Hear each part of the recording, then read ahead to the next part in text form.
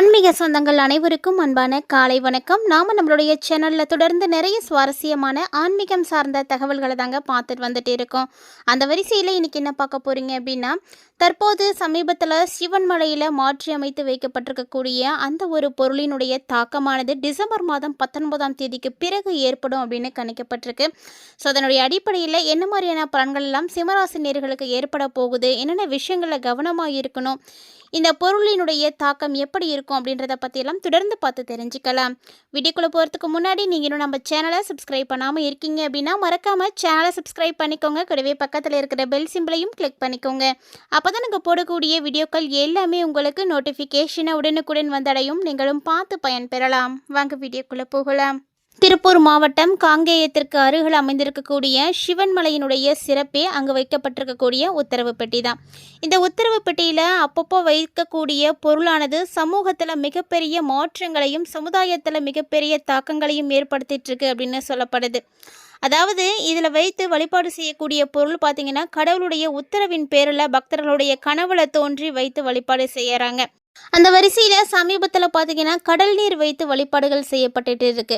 So கடல் நீர் வைத்து வழிபாடு செய்கிறதுனால பெரிய அளவில் பாதிப்புகள் ஏதாவது ஏற்படுமோ, கடல் சீற்றங்கள் ஏதாவது ஏற்படுமோ, கடல் ரீதியான பிரச்சனைகள் அப்படின்ற மாதிரி ஏதாவது பாதிப்புகள் வருமோ அப்படின்னு அச்சத்தில் இருக்காங்க அப்படின்னே சொல்லணும்.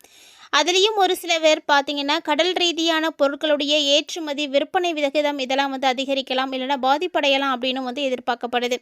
ஸோ இதனுடைய தாக்கம் எப்பொழுது ஆரம்பமாக போகுது அப்படின்னா டிசம்பர் 19க்கு அப்புறம் தான் ஏற்பட போகுது. டிசம்பர் 19 பார்த்திங்கன்னா வெள்ளிக்கிழமை அன்றைக்கி அமாவாசையும் கூட. ஸோ அமாவாசைக்கு அப்புறமா கண்டிப்பாக எப்போதுமே கிரக நிலைகளுடைய மாற்றங்கள் இருக்கும். அந்த வரிசையில் என்னென்ன கிரகங்கள் மாறி இருக்காங்க, என்ன மாதிரியான பலன்களை சிம்மராசினியர்களுக்கு ஏற்படுத்த இருக்காங்க அப்படின்றதெல்லாம் தொடர்ந்து பார்க்கலாம். கண்டிப்பாக இந்த வீடியோ உங்களுக்கு ரொம்பவே யூஸ்ஃபுல்லாக இருக்கும்னு நினைக்கிறேன். ஸ்கிப் பண்ணிடாமல் தொடர்ச்சியாக பார்த்து பயன்பெறுங்க. மேலும் இந்த பயனளிக்கக்கூடிய தகவல்களை நீங்கள் பார்த்து பயன்பெற்றதோடு மட்டும் இல்லாமல் உங்கள் நண்பர்கள் மற்றும் உறவினர்கள் மத்தியிலையும் ஷேர் பண்ணிவிடுங்க. அவர்களும் பார்த்து பயன்பெறட்டும்.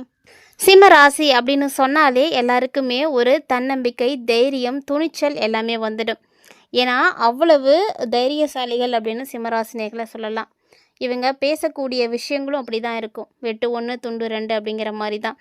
அந்த மாதிரியான குணாதிசயங்களை பெற்றிருக்கக்கூடிய சிம்மராசி என்பர்களுக்கு இப்போ பார்த்திங்கன்னா சனியினுடைய ஆதிக்கமானது அதிகமாக இருக்குது. அதாவது அஷ்டம சனியானது ஆரம்பமாகி இருக்குது அப்படின்னு சொல்லணும். அஷ்டம சனியானது உங்களுக்கு ஆரம்பமாகி நடந்துட்டு இருந்தாலுமே கூட அதிர்ஷ்டம் கண்டிப்பாக உங்களுக்கு இருக்குது. இந்த அதிர்ஷ்டம் பார்த்திங்கன்னா குருவினுடைய அருள் மூலமாக உங்களுக்கு கிடைக்க போகுது. அதனால் நீங்கள் பயப்பட தேவையில்ல, தைரியமாக இருங்க.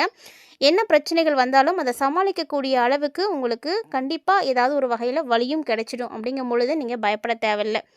அதாவது வரக்கூடிய 19ஆம் தேதிக்கு பிறகு இந்த காலகட்டங்களில் உங்களுக்கு மாற்றங்கள் இருக்குது. 2026ஆம் வருடத்தினுடைய தொடக்கமும் வேற ஏற்பட போகுது. இந்த மாற்றங்கள் எல்லாமே பார்த்திங்கன்னா கிரகநிலைகளுடைய அடிப்படையில் தான் ஏற்பட இருக்குது அப்படின்னு சொல்லணும். ஸோ கிரகநிலைகள் அப்படின்னு பார்த்திங்கன்னா சுக்கிர பகவான் விருச்சிக ராசியிலேருந்து தனுசு ராசிக்கு பயிற்சியாக போகிறாரு. அதே போல் 25ஆம் தேதி அன்னைக்கு புதன் பகவான் விருச்சகத்துலேருந்து தனுசு ராசிக்கு மாறுறாரு. அதுக்கப்புறமா புதன் பயிற்சி ஆகிறாரு. புதன் பயிற்சி ஆகும் பொழுதெல்லாம் நமக்கு புத்தாண்டே பிறந்துடும். ஸோ புதனும் பார்த்திங்கன்னா தனுசு ராசியிலேருந்து மகரத்துக்கு பயிற்சி ஆகிடுவார். அதுக்கப்புறமா உங்களுக்கு தனுசு ராசியிலேருந்து மகர ராசிக்கு பயிற்சி ஆகக்கூடிய வகையில் செவ்வாய் பகவான் தான் இருக்கிறாரு. ஸோ இந்த கிரகநிலைகளுடைய அடிப்படையில் தான் இந்த காலகட்டங்களில் உங்களுக்கு பலன்கள் அப்படின்றதும் ஏற்பட்டு இருக்குது அப்படின்னு சொல்லணும். சிம்ம ராசியாக இருந்தாலும் சரி, சிம்ம லக்கணமாக இருந்தாலும் சரி, இப்போதைக்கு உங்களுக்கு பார்த்திங்கன்னா அஷ்டம சனியானது நடந்துகிட்ருக்குங்க. ஸோ கண்டிப்பாக சின்ன சின்ன கஷ்டங்கள், துன்பங்கள், துயரங்கள் எல்லாம் உங்களுக்கு வந்துட்டே தான் இருக்கும். இருந்தாலுமே கூட ஒரு சில நேரம் உங்களுக்கு மன நிம்மதியும் கிடைக்கும். அதனால் நீங்கள் பயப்படாதீங்க. பெரிய அளவில் உங்களுக்கு பாதிப்புகள் ஏற்படுமோ அப்படின்ற ஒரு கவலைகள்லாம் வேண்டாம். பணவரவும் வருமானமும் நல்லாவே இருக்கும். ஸோ பொருளாதார ரீதியாக கண்டிப்பாக எந்த ஒரு பிரச்சனையும் சிம்மராசி என்பர்களுக்கு வராது. ஆரோக்கிய ரீதியான பிரச்சனைகள் தான் ஏற்படும். அதனால் நீங்கள் என்ன பண்ணுறீங்க அப்படின்னா ஆரோக்கியத்தின் மீது அதீத அக்கறை எடுத்துக்கோங்க. அதுவும் டிசம்பர் மாதம் 19ஆம் தேதிக்கு அப்புறமா பார்த்தீங்கன்னா உங்களுடைய ராசி அதிபதியாக இருக்கக்கூடிய சூரியன் குரு பகவான் வீட்டில் இருக்கிறாரு. அப்படிங்கும் பொழுது கண்டிப்பாக உங்களுக்கு ஒரு சிறப்பான மாற்றங்கள் தான் ஏற்பட போகுது. டிசம்பர் 19க்கு பிறகு அதிர்ஷ்டமும் உங்களுக்கு கிடைக்கும். ஏன்னா குரு பகவான் வீட்டில் சூரியன் இருக்கிறாரு. இது பார்த்தீங்கன்னா தனுர் மாதம் வேற. ஸோ சூரியன் தனுசு ராசியில் 5வது இடத்துல இருக்கிறதுனால கண்டிப்பாக நல்ல வரவுகள் இருக்குது, நல்ல அதிர்ஷ்டங்களானது ஏற்படும். அதுலேயும் குறிப்பாக அரசாங்க வகையில் உங்களுக்கு இருக்கக்கூடிய கெடுபிடிகள், விவாதங்கள், வாதங்கள் இப்படி எல்லாமே வந்து விலகும். அரசாங்க வகையில் உங்களுக்கு நிறைய அனுகூலங்கள் இருக்கும். அரசாங்கத்துக்கிட்ட இருந்து நீங்கள் எதுவும் எதிர்பார்த்துட்ருக்கீங்க அப்படின்னா கூட அதெல்லாம் இப்போ உங்களுக்கு வந்து கிடைக்க ஆரம்பிக்கும். எல்லாமே டிசம்பர் 19க்கு அப்புறமா நிறைய விஷயங்கள் உங்களுக்கு நடக்கும். எல்லாம் ஆதாயம் தரக்கூடிய வகையில் மட்டுமே இருக்குது. அதுவும் அரசாங்க தொடர்பாக நீங்கள் என்னென்ன விஷயங்கள் எதிர்பார்க்குறீங்களோ அது எல்லாமே உங்களுக்கு ஃபேவரபுளாக தான் வந்து நடக்கும். நல்ல செய்திகளாக மட்டுமே வந்து கிடைக்கும். அதே நேரம் விரயங்கள் அப்படின்றதும் கண்டிப்பாக இருக்குது. ஏன்னா சனி பகவான் அஷ்டமத்தில் இருக்கார் அப்படிங்கும் பொழுது கிட்டத்தட்ட உங்களுக்கு ஓரளவுக்கு விரயத்தையும் அவர் வந்து கொடுப்பார். சின்ன சின்ன தடைகளையும் வந்து கொடுத்துட்டு தான் இருப்பார். என்னதான் தடைகளை மட்டும் கொடுத்துட்டே இருக்காரு அப்படின்ற ஒரு கவலையும் உங்களுக்கு வேண்டாம். குரு உங்களுக்கு நல்லா இருக்கார் அப்படிங்கிறதுனால உங்களுக்கு குரு மட்டும்தான் ஆறுதலே. அது இல்லாமல் ஆல்ரெடி உங்களுடைய ராசியில் கேது பகவான் வேற இருக்கிறார். சனி பகவானோட சேர்ந்து இவரும் உங்களுக்கு ஒரு சில கெடுபலன்களை கொடுக்கத்தான் செய்வாருங்க. ஸோ சேர்த்து வச்சிருக்கக்கூடிய சேமிப்புகளை எல்லாத்தையுமே கரைக்கிறதுக்கான வழிகள் வந்து ஏற்படும். ஏன்னா விரயஸ்தானத்தில் குரு பகவான் இருக்கிறாரு. ஸோ உங்களுக்கு செலவுகள் அப்படின்றது கண்டிப்பாக இருக்கும். ஆனால் குரு இருக்கிறாரு. குரு வந்து எப்போதுமே ஒரு சுப கிரகம் அப்படிங்கும் பொழுது அவர் ஏற்படுத்தக்கூடிய விரயம் எப்படி இருக்கும் அப்படின்னா கண்டிப்பாக சுப விரயமாக தான் இருக்கும். நல்ல விஷயங்களுக்காக தான் நீங்கள் வந்து செலவு பண்ணுவீங்க. ஸோ அந்த மாதிரி சுப விரயங்கள் இந்த டைமில் உங்களுக்கு வந்து அமையும். அசையும் அசையா சொத்துக்கள் வாங்கிறதுக்கான யோகம் இருக்குது. நகைகள் வாங்கலாம், புத்தாடைகள் வாங்கலாம். ஸோ மற்றவர்களுக்கு செய்ய நினைக்கக்கூடிய விஷயங்களை நீங்கள் வந்து செய்வீங்க. இந்த மாதிரி நிறைய விஷயங்களை வந்து அமைப்புகளுக்கு வந்து கொடுக்கும். மேலும் பார்த்தீங்கன்னா இப்போது 7வது இடத்துல ராகு பகவான் இருக்கிறதுனால அதாவது திருமணம் ஆகி மறு திருமணம் செய்யணும் அப்படின்னு நினைக்கக்கூடிய சிம்மராசி என்பர்களுக்கெல்லாம் வாய்ப்புகள் இருக்குது. ஸோ அதுக்காக காத்துட்ருக்கக்கூடியவர்களுக்கெல்லாம் வாய்ப்புகள் கண்டிப்பாக இருக்குது. ஏன்னா 2ஆம் திருமணம், மறு திருமணம் இதெல்லாம் வந்து நல்லபடியாக நடக்கும். நல்ல வரன் உங்களுக்கு வந்து அமையும். ஸோ இது மாதிரி ஒரு வாழ்க்கையில் ஒரு மிகப்பெரிய மாற்றத்தை வந்து ஏற்படுத்துவார். ஸோ புதுமையான ஒரு வாழ்க்கையை உங்களுக்கு வந்து ஆரம்பமாகும். தேவையில்லாத தடுமாற்றங்கள், இடமாற்றம், எதிர்பாராத ஏமாற்றங்கள் இது எல்லாமே இந்த அஷ்டம சனியால் கண்டிப்பாக வந்து நடக்கும். ஏன்னா நீங்கள் எதையுமே வந்து எதிர்பார்த்தீங்க அப்படின்னா கண்டிப்பாக உங்களுக்கு ஏமாற்றம் தான் கிடைக்கும். நடக்கிற வாக்கிலே விட்டுட்டீங்க அப்படின்னாவே உங்களுக்கு வந்து பிரச்சனைகள் வந்து பெருசாக இருக்காது. அதனால் ஏமாற்றங்கள் கிடைக்காது. நீங்கள் யார்ட்டையாவது எதையும் எதிர்பார்க்குறீங்க அப்படிங்கும் பொழுது தான் அவங்க செய்யலங்கும் பொழுது நமக்கு வந்து ஏமாற்றம் இருக்கும், வருத்தம் வரும், கோபம் வரும். இந்த மாதிரி நிறைய விஷயங்கள்லாம் நடக்கும். ஆனால் இந்த காலகட்டங்களில் சிம்மராசி என்பர்கள் பொதுவாக யாருக்கிட்டையுமே எந்த விஷயத்தையும் எதிர்பார்க்காதீங்க. அஷ்டம சனியினால் ஏற்படக்கூடிய பாதிப்புகள் அப்படின்றது எல்லாருக்குமே இருக்கும். அதிலிருந்து நீங்கள் உங்களை வந்து தற்காத்திக்கணும் அப்படின்னு நினச்சிங்கன்னா ஒவ்வொருத்தரும் ஒவ்வொரு குறிப்பிட்ட வழிபாடுகள் செய்யுங்க. ஸோ சிம்மராசிக்காரங்களுக்கு குலதெய்வ வழிபாடு செய்கிறதுக்கான பாக்கியம் இருக்குன்னா கண்டிப்பாக நீங்கள் போய் குலதெய்வ வழிபாடு செய்துக்கோங்க. இந்த காலகட்டங்களில் குலதெய்வ வழிபாடு உங்களுக்கு ரொம்ப ரொம்ப அவசியமாக தேவைப்படக்கூடியது. குலதெய்வத்துக்கு போகிறீங்க அப்படின்னா அங்கே விருச்சகம் இருக்கும் இல்லையா, குலதெய்வத்தில் ஏதாவது ஒரு மரம் இருக்கும். அங்கே ஞாயிற்றுக்கிழமையாக பார்த்து போங்க, கற்பூரம் காட்டி வழிபாடு செய்துட்டு வாங்க. இது உங்களுக்கு இன்னுமே நல்ல ஒரு அற்புதமான மாற்றத்தை வந்து ஏற்படுத்தி கொடுக்கும். ஸோ நிறைய வகைகளில் உங்களுக்கு மாற்றங்கள் வந்து கொடுக்கக்கூடிய வகையில் தான் கிரக அமைப்புகள் வந்து இருக்குது.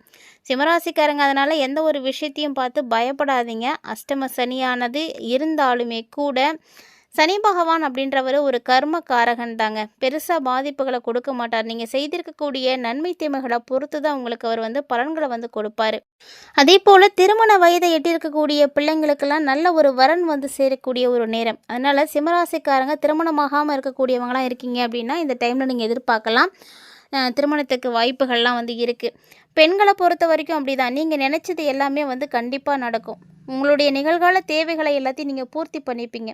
எதிர்காலம் அப்படின்றது அது அடுத்த ஒரு விஷயம். ஸோ இப்போ இருக்கக்கூடிய நிலைகளில் உங்களுடைய தேவைகளை எல்லாம் பூர்த்தி பண்ணிக்கிறதுக்கான அமைப்புகள்லாம் இருக்குது. 7.5 ராகு இருக்கிறதுனால தான் உங்களுக்கு தொழிலில் குறுக்கீடுகள் அப்படின்றது வந்துகிட்டே இருக்கும். ஆனால் மற்றபடி பார்த்திங்கன்னா உங்களுடைய தன்னம்பிக்கையும் தைரியமும் வந்து அதிகரிக்கத்தான் செய்யும். ஸோ உங்களுடைய தன்னம்பிக்கையும் தைரியத்தையும் வச்சு தான் நீங்கள் எல்லாத்தையுமே வந்து எதிர்கொண்டுட்டு வருவீங்க, வெற்றிகளை வந்து பெறுவீங்க. பொருளாதார ரீதியாக நிச்சயமாக ஏற்றங்கள் தான் இருக்குது. ஸோ நீங்கள் பயப்படாதீங்க. சர்ப கிரகங்களுக்குரிய தெய்வங்களை வந்து நீங்கள் வந்து யோகா பலம் பெற்ற நாளில் வழிபாடுகள் செய்யுங்க. அது வந்து ரொம்ப நல்லது. ஏன்னா கிரகநிலைகள் வந்து உங்களுக்கு சரியில்லை. 7 ராகு இருக்கிறாரு. அதே போல் கேது பார்த்திங்கன்னா உங்களுடைய ராசியிலே வந்து இருக்கிறாரு. ஜென்ம கேதுவாக வந்திருக்கார். அப்படிங்கும் பொழுது பிரச்சனைகள் இருக்கத்தான் செய்யும். ஆனால் இதையெல்லாம் தாண்டி உங்களுக்கு ஒரு அற்புதமான ஒரு கவசம் மாதிரி குரு பகவான் தான் இருக்கிறாரு. குரு உங்களுக்கு நல்ல இடத்துல இருக்கிறாரு. ஸோ அவர் மூலமாக அவருடைய பார்வையின் பலத்தால் சகோதர ஒற்றுமைகள்லாம் நல்லாயிருக்கும். வழக்குகள் சாதகமாக இருக்கும். ஆடம்பர செலவுகளால் கரைந்த சேமிப்புகளை ஈடுகட்டுறதுக்கு இப்போ நிறைய வாய்ப்புகள் கிடைக்கும். புதிய புதிய வகையில் உங்களுக்கு நிறைய வேலை வாய்ப்புகள் கூட வந்து சேரும். புதுசாக நீங்கள் எதுவும் ஒரு பணியில் சேர்கிறதுக்கான வாய்ப்பும் இருக்குது. அலுவலக ரீதியாக பார்த்தீங்கன்னா உங்களுக்கான மரியாதை அதிகரிக்கும். பிள்ளைங்களோட எதிர்கால நலன் கருதி நீங்கள் எந்த முயற்சிகள் எடுத்தாலும் அதுவும் உங்களுக்கு வெற்றி தான். ஸோ இது வரைக்கும் தடைப்பட்ட ஒரு சில காரியங்கள் இப்போ வந்து பார்த்திங்கன்னா வேகமாக நடக்கிற மாதிரி இருக்கும். நீங்கள் நினச்சது நடக்கிறதுக்கான வாய்ப்புகள் அதிகமாக இருக்கும். வியாபாரத்தில் அப்பப்போ ஒரு சில வகையில் நெளிவு சுழிவுகள் அப்படின்றதெல்லாம் இருக்கத்தான் செய்யும். அதெல்லாம் நீங்கள் வந்து கற்றுக்கோங்க. எப்படி வந்து வியாபாரத்தை விரிவுபடுத்தணும், அந்த ஏற்ற இறக்கங்களை எப்படி சமாளிக்கணும், வியாபாரம் எப்படி பண்ணணும், அதில் இருக்கக்கூடிய நுணுக்கத்தை எல்லாம் நீங்கள் தெரிஞ்சுக்கிட்டீங்க அப்படின்னாவே போதும். ரொம்பவே நல்லாயிருக்கும். அதே போல் சிம்மராசி என்பர்களுக்கு இது வரைக்கும் யாரெல்லாம் உங்களுக்கு பகையாக இருந்தாங்களோ, எந்தெந்த உறவுகள் உங்களுக்கு வந்து பகையாக இருந்ததோ அந்த உறவினர்கள் எல்லாருமே பகைமையை மறந்துட்டு இப்போ உங்களை தேடி வந்து ஒன்று சேர்ந்து வாழணும், பாசம் காட்டணும் அப்படின்ற மாதிரி இருப்பாங்க. ஸோ ஒருவேளை உங்களுடைய மனசில் எந்த விதமான கலக்கமும் இல்லை அப்படின்னா அந்த அன்பை வந்து புறக்கணிக்காமல் ஏற்றுக்கிறது ரொம்பவே நல்லது. ஏன்னா யார் வந்து ஒருவருடைய தவறை உணர்கிறாங்களோ அந்த தவறுக்கு மன்னிப்பு கொடுக்கறது ரொம்ப முக்கியம். ஸோ கவலைகள் அகலக்கூடிய ஒரு நேரம் தான். இருந்தாலுமே கூட இந்த காலகட்டங்களில் கொஞ்சம் கவனமாகவும் இருந்துக்கோங்க. இந்த பதிவில் நிறைய தகவல்களை சிம்மராசி என்பர்கள் தெளிவாக பார்த்துருப்பீங்கன்னு நினைக்கிறேன். என்ன பரிகாரம் செய்யணும் அப்படின்றதும் கொடுத்துருக்கோம். அதையும் மறக்காமல் வந்து செய்து பாருங்கள். இந்த வீடியோ உங்களுக்கு பிடிச்சிருந்தா லைக் பண்ணி ஷேர் பண்ணுங்கள். மறக்காமல் கமெண்ட் பண்ணுங்கள். மீண்டும் இது போல மற்றும் ஒரு சுவாரஸ்யமான ஆன்மீக தலைப்பில் சந்திக்கலாம்.